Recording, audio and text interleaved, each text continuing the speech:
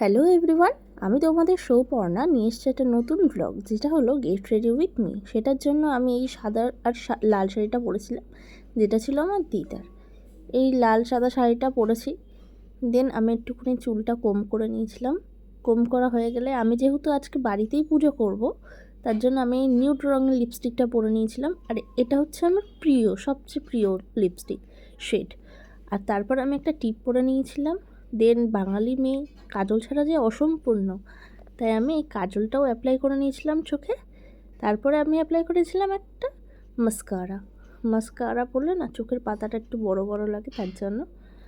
তার সাথে আমি পেয়ার করেছিলাম একটা সাদা রঙের ফুল মোটিভের একটা কানের দুল। তারপর আমি নিজের চুলটা বেঁধে নিয়েছিলাম। চুলটা বাঁধা হয়ে গেলে আমার লুকটা ঠিক এরকম লাগছিল। তোমাদের আমার লুকটা কেমন লাগলো সেটা কমেন্টে অবশ্যই জানিও।